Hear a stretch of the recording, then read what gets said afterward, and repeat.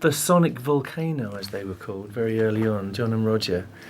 I mean, it's funny, I think I took it for granted at the time, but they were brilliant, I've got to say. I mean, Roger still is. Roger's probably playing better than ever now.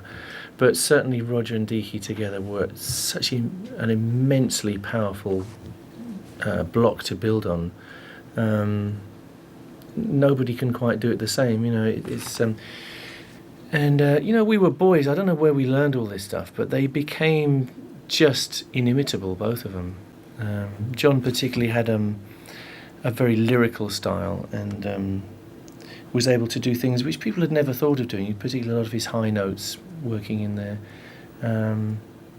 Very, very tuneful, very lyrical, but also absolutely locked in with Roger, really sounding enormous when it needed to be. And Roger, of course, has a unique style. I mean, Roger is one of the world's greatest drummers. He would be embarrassed to hear me say this probably, but without a doubt he is. And he's one of the very few drummers that you can hear and know who it is. Drummers tend to, you know, to an extent,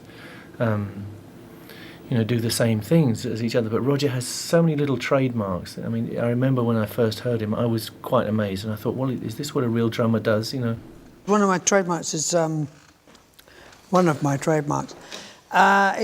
a backbeat thing, I suppose. It's an emphasis of the backbeat. The backbeat is the one,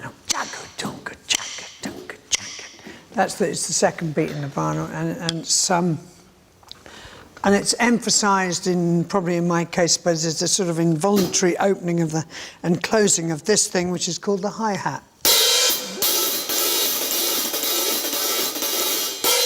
So that if you open it and close it very quickly, it goes, and that can emphasise this drum, which is called the snare drum. So if you can make it very loud if the two of them happen together. So, as opposed to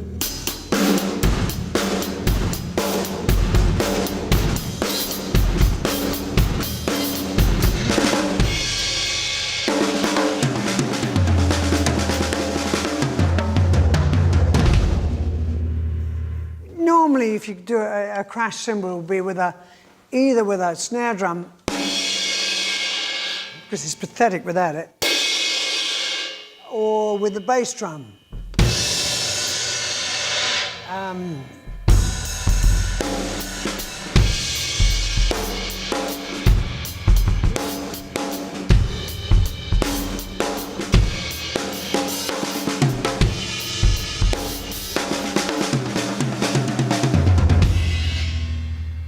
This is actually a drum kit I've been using recently, which has sort of grown with me.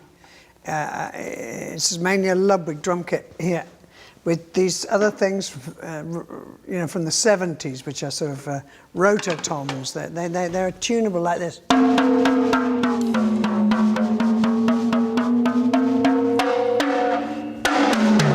And you can get very explosive sounds out. They can be very soft.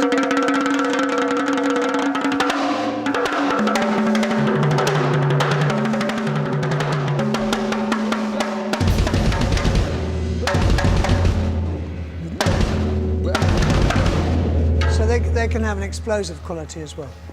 As opposed to, these are more normal tom-toms, which are...